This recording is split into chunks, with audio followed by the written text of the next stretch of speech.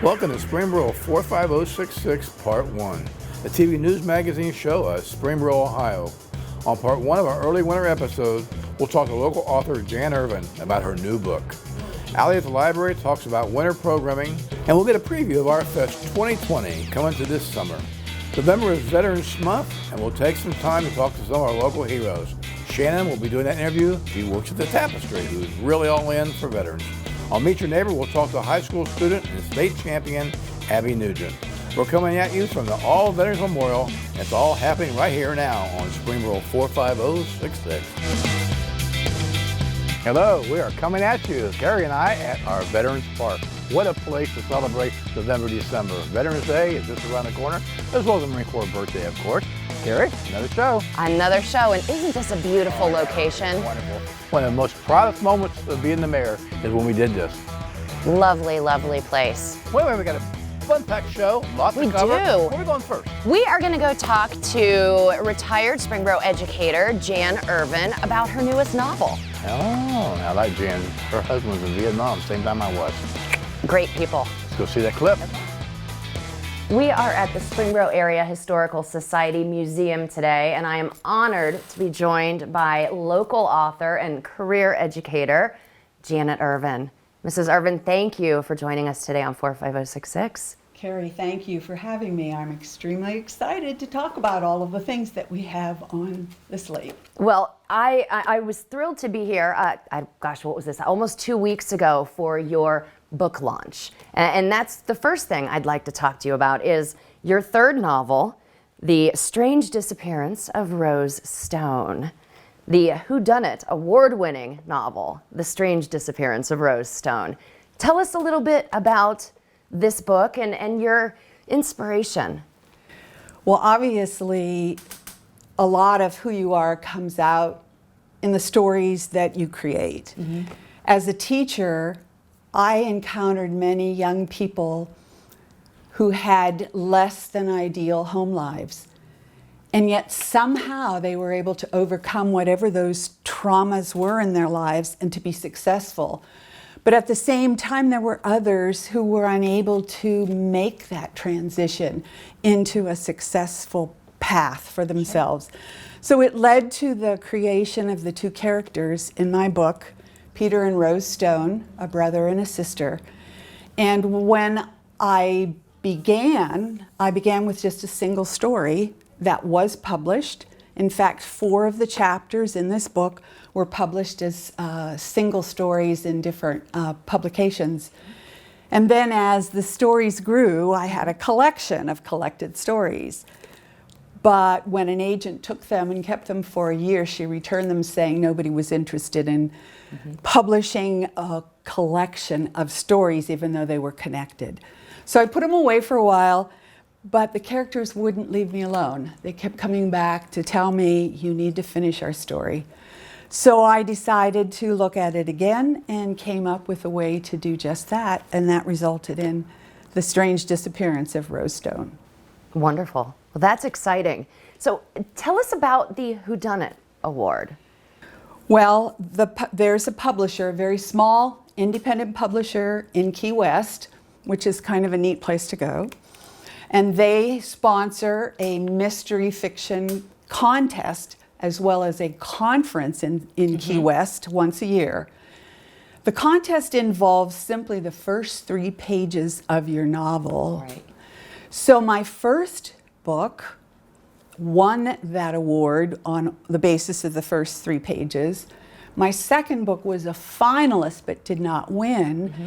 And this year, for some strange reason, I decided to try again with my third book and ended up, I was in Greece, I was on a trip, right. A little bit of research and a little bit of vacation while I was there, because I have a story about Greece too. But I got a call while I was at lunch in Greece from my husband who said, have you looked at your emails? And I said, well, no, actually, I'm looking at ruins here. I'm not looking at emails. And he said, well, you better, because there's something good in there. And when I looked, there was the announcement that I had won. Wow. So a neat thing to have happen when you're traveling. When you're in Greece doing research for the next project. Yes. How exciting. Now, if someone wanted to purchase a copy or, read it on their Kindle, how is the best way to get a copy of The Strange Disappearance of Rose Stone? Well, it really is available on all the ebook platforms. Okay. One way to do it is to go to the publisher, Absolutely Amazing eBooks. They concentrate on the ebook form and paperbacks. They don't publish hardbacks. And any of the other basic platforms, so Amazon and Barnes & Noble, book signings and those kinds of things, library presentations, which I'll be doing. I hope a lot of. I have some scheduled for 2020. And you'll be here during Christmas in Springboro for Meet the Authors, as always. So that would be a great Christmas gift if someone's looking for. I think books make wonderful gifts, especially to young people. So we have at least one children's book author going to be available this year. But anytime, I think. I have books from my childhood that were given to me by my aunts that mean a lot to me. I've kept them even though they're pretty old and the covers are kind of worn, but that makes them special. The stories still carry that weight. I agree. So no, that's what makes them special and important. Truly. Okay, so you read the book? I haven't completed it yet. I was going to say, please don't be mad at me. I haven't gotten to I finish didn't want it yet. I didn't want to reveal anything if you had. I haven't. No, I haven't completed it yet. But I was going to say, if you want to read a passage or something you want to share with our guests, I would love that. Well, the thing I want to share most with anyone who's interested is the dedication, because this is what the book means to me. And I thought for a long time, authors dedicate their books to their husbands, to their children, to the future, to whatever comes to mind as they are writing and then finishing the book. And my dedication is this: for all the children who find their way from the darkness into the light, and to all the adults who offer a helping hand along the way, you are doing good things. That is so beautiful, and it gives me chills when you read that. I remember you reading that at your launch here in the museum, and it's so moving, so moving. I hope so, and I think the story of Peter and Rose, of their devotion to each other, these siblings who have this very traumatic childhood and yet are able to overcome it. And art is a big part of it, because Rose becomes a sculptor and has some very beautiful things that she creates. And Peter, after his stint as a SEAL, comes back to become a policeman. So he's serving his community in a different way. In addition to being an educator, and in addition to being a local author, you have started a local initiative to help students who may be having some trouble with their lunch funds. Could you explain to our viewers about this? Because this is something that really touched me, because I can't imagine any student going hungry at school lunch. That's something that shouldn't happen. And that's what bothers me too. Sure, I'll give you a little bit of background on that. There has been, over the past month or so, a number of news segments on TV speaking about lunch problems. The one that I saw prior to October 17th centered on New Jersey, and a school there that was shaming the children who owed lunch debts and whose parents could not or would not pay the rest of the debt that they owed. So when I watched that, it brought me to tears. And my husband and I were finishing our dinner. I was crying, and I said to him, I can't stand the thought of children not being able to eat their lunch, not being able to have food. And he very nicely and kindly and gently said, do something, Jan. So I did. I got on my Facebook page and I said, okay, I'm starting this. Take a kid to lunch.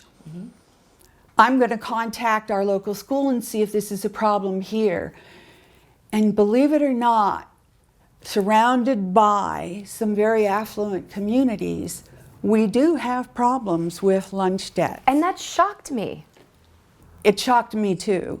So Jan, you have been able to implement this school lunch kind of assistance program in Springboro to assist the students who may have delinquent lunch accounts so that they don't have to feel the shame of the cheese sandwich, let's say, that we've heard about. If someone wants to, if one of our viewers wants to help, if they feel so inclined, how would they assist? Well, there are two ways to do it.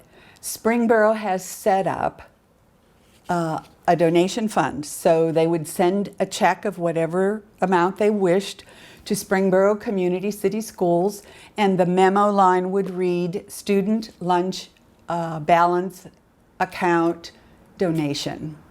And then that money will be used to fund those kids who need that money. Okay. Centerville Schools has also set up a fund. So if you live in Centerville, or if you're a graduate of Centerville and you would like to do that, the same thing basically applies. Send Centerville Schools a donation, and on your memo line, simply say student lunch account debts. And they will be sure to channel that money. Well, we adore you. Thank you for being a friend of our show. Back to you. Thanks, Jan. It's always a pleasure to talk to you, and what you're doing is so inspiring. Please keep it up. Well, in conjunction with Jan, being a former school teacher, it's library time, right? From one book to lots of books, right? Let's go see that clip. Okay, let's go talk to Abby. Greetings from the Springboro Library. Santa Claus will visit the Springboro Library Saturday, December 14th. He will be here from 1 to 3 p.m. Bring your camera and snap some family pictures with jolly old Saint Nick. Stories, songs, and coloring pages will be provided while your little ones wait. Registration is not required. Saturday, January 11th, we're making monster slime at the library. Children ages 8 through 12 will use household ingredients to create their own slime. Then they can decorate both the slime and the container to make their slime monstrous. Registration is required. Please call the library to sign up. The winter storytime session begins Monday, January 13th. Baby storytime is held at 9:30 a.m. on Mondays. Toddler storytime is held at 10:30 a.m. on Mondays and 9:30 and 10:30 a.m. on Thursdays. Preschool storytime is held at 11:30 a.m. on Mondays and Thursdays. We also offer a special family story time for children of all ages at 6:30 p.m. on Thursdays.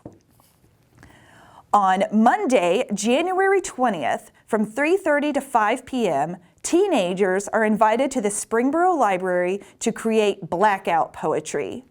Blackout poetry is made using the pages of old books. Poems are generated by isolating words and phrases to create your own unique masterpiece. All supplies will be provided, along with snacks and beverages. Registration is required. Please call the library to sign up. Start your new year off right with a free drop-in Zumba class on Saturday, January 4th from 10 to 10:45 a.m. Adults ages 18 and up are welcome. Please wear comfortable clothing. Learn how to organize your home office on Tuesday, January 7th from 6:30 to 8 p.m. with Lori Fursden from Forte Organizers.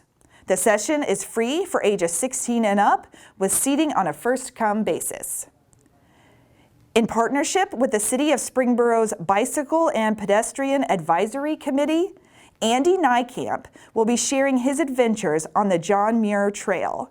The presentation is on Wednesday, January 8th from 7 to 8 p.m. for ages 16 and up. No reservations are required. And on Thursday, January 16th from 6:30 to 8:30 p.m., Ray Zamansky will share compelling stories about extraterrestrials at Wright-Patterson Air Force Base and other locations.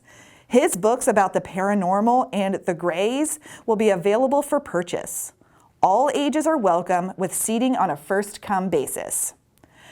For more information on all of these programs and even more that the library has to offer, please visit our website, fspl.org.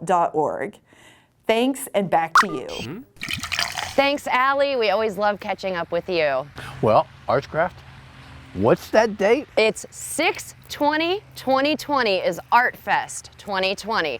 Shall we go chat with the ArtFest committee and see what's in store for next year's ArtFest? Sounds like a plan. All right. We are in one of the small group meeting rooms at the new Chamber building, and I am joined by Julie Beal and Adam Hughes. And if I'm sitting with Julie and Adam, it must be time to talk about ArtFest.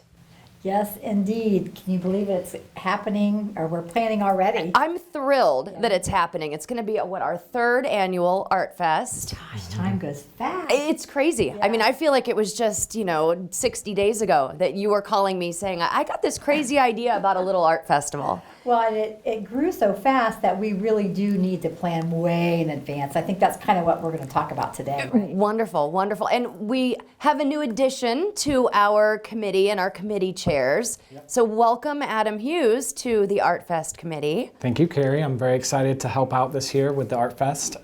It's my first year on the committee, so I'll be helping out a little bit with the marketing and PR part of the promotions. So I'm very excited to help Julie with that and do what I can to get the word out. Well, you do a great job with our Chamber of Commerce, and you're the expert. I mean, we watch what you do with Expo and some other large events, so you were the perfect choice for ArtFest. Thank you, Carrie. So, Julie, tell us about ArtFest 2020. What's the date? Okay, well, it is June 20 of 2020, so that should be pretty easy for everybody. Rolls right off the tongue. Yes, it's Saturday, June 20th, the day before Father's Day. So, same day. I think we're going to keep it every year. So it'll be consistent. Consistent, correct. And we're guaranteeing beautiful weather. No rain, no rain. Lots of sunshine. Lots of sunshine. Absolutely, absolutely. So if folks aren't familiar with ArtFest, can you give them kind of an idea of what to expect?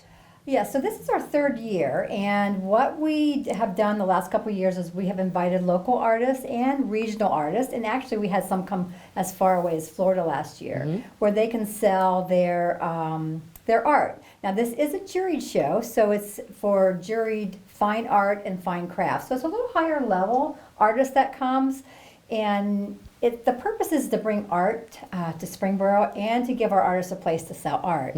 And it's also to bring people downtown to our historic Springboro, which is absolutely charming, one of my favorite places on earth. But one of our favorite things, and maybe Carrie will talk about it, and it's certainly one of my favorite things, is Dinner on Main. Oh, goodness. Dinner on Main was so much fun, and that was literally just a dinner party right in the middle of Main Street. It was for 100 of our closest friends. No, we were very thankful to have 100 attendees. We raised money for both the Springboro Arts Council and the Springboro Area Historical Society. It was a multi-course meal consisting of local produce and local meats. And it was created by the chefs at World Peace Food Truck, Jack and Dawn Hansen and family. And it was just such a special evening and so much fun. And I'm thrilled that we get the opportunity to do it again. We're going to raise money for the Springboro Arts Council and another organization that we haven't yet announced. So stay tuned for that. But it's going to be wonderful. I'm super excited. Yeah, that dinner was beautiful. That's awesome. Yeah. So you put the table right in the middle of the street. The dinner is, when we say dinner on Main, we're not kidding. It's going to be your opportunity to have a local dinner crafted by local chefs, made of local produce, local meats, smack dab in the middle of Main Street. Wow. Yeah. Now, Adam, if people wanted to find more out about the festival online, where would they find us? I'm guessing we have social media, we have websites. We've got ArtFest on Main on Facebook and Instagram. And then we've got a website, artfestonmain.com. Okay. So they can go there and find information there. So the big, like Julie mentioned, the big focus right now is getting artists, musicians, all types of artists. What kind of artists? Like sculpture? Really, all media. It'd be ceramics, glass, paint. They even have some people who do cement art. So that's all cool. different medias are available. That's cool. So That's fun. Good variety. yeah. All right, well, so ArtFest 2020, the date is easy to remember because it's 6/20/2020.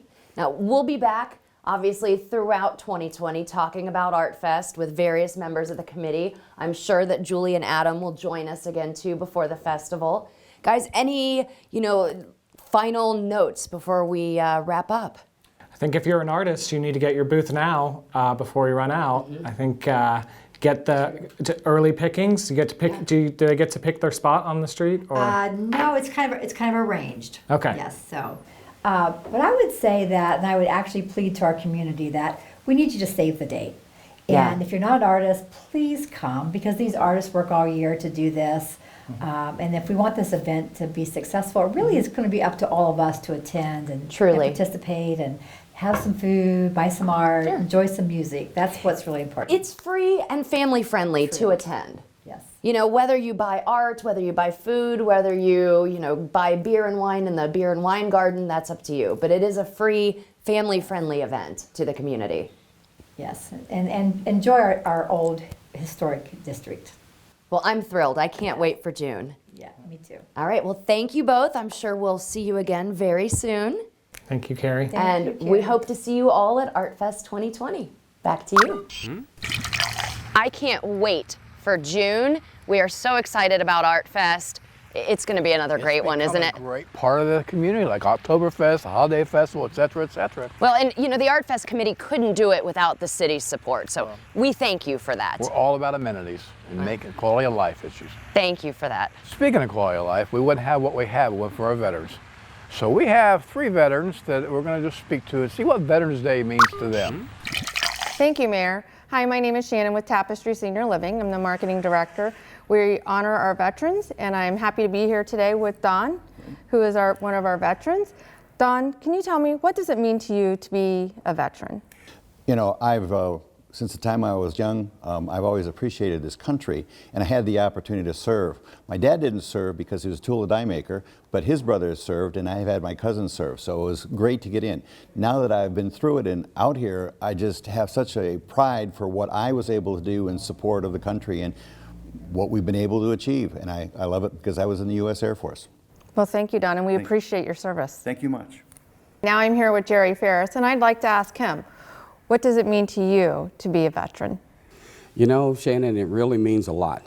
Having served in the Marine Corps for 8 years and being a Vietnam veteran, today is a day that we honor those who wore the uniform and bore in the battle, that we celebrate their service and sacrifice. And it's a significant event because, especially for our Vietnam vets, when we first came home, we didn't get that welcome.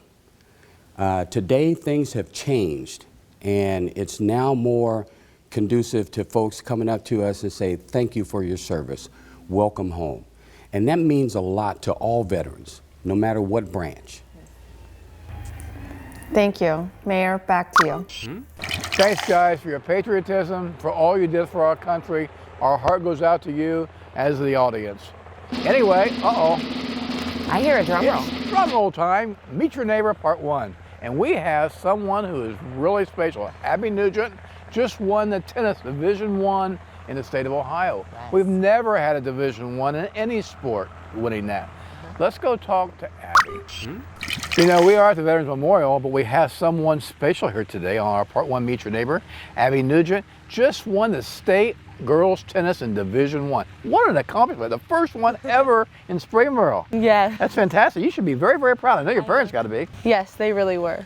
Well, what grade are you in school? I'm a sophomore. Are you? What an accomplishment, a sophomore winning the state. Oh my gosh. I bet you didn't sleep for the first 3 days after all that. No, I did not. I was very excited. Very excited, very proud, very happy for all that involved. And obviously, it's a tremendous experience for our community. So thank you. Why don't you tell the audience a little bit about your Springboro, how long you've been here, and have you been in Springboro school system the whole time? And No, I lived in Springboro my whole life. I went from 1st to 3rd grade. 4th through 8th, I went to Sunday Academy. And then for my freshman year, I went to CHGA, and now I'm back at Springboro. Well, good. We're glad to have you back at Springboro. You brought a lot of pride to us. That's great. Thank you. Well, why don't you tell us about your family? I mean, you got any brothers or sisters? Yes, I have a little brother, and he's 12 years old, and he goes to Sunday right now. Does he play tennis? No, he plays baseball. Oh, plays baseball. Yeah. Oh, okay, good. Well, hopefully he'll be as lucky and, I know. and good at the same time. You gotta have a little bit of luck, a little bit of skill, right? Yeah, we all have to have that. Well, why don't you tell us what you like about our community besides being a great tennis player? What do you like about this community? What are we I love doing it. that you like? Okay. I love it so much. Why? Tell me why. Well, the school is just really nice. The teachers help me out, and they always ask how I'm doing, and they seem like they really care about me. I played at the tennis courts in Springboro since I was 5 years old, and it really helped me with my tennis foundation. So you had a tennis racket since you're 5? Yes. No wonder you're so good. Oh boy, that's fantastic. So you have 2 more years of Springboro. Yes, I do. So now next year you got to defend your championship, right? Hopefully I can do that. Well, I'm sure if you won it as a sophomore, you got a good chance of doing that. And like I said, I can't say enough about that. What else besides the schools? What do you like? Do you like some of the amenities, the Splice Pad, Casey Jane Park, or anything like that? I love the parks. The parks are a nice place. I actually live right by North Park. Oh, okay. So in the mornings I can go on runs and work out, and I like to spend time with my friends and walk my dog at North Park. Did you get the chance to get to any of the concerts in the park this year? No, I didn't, but I can hear them from my house. You can? Yeah. Well, next year, the last week in July, on Friday, you don't want to miss that. It's Journey.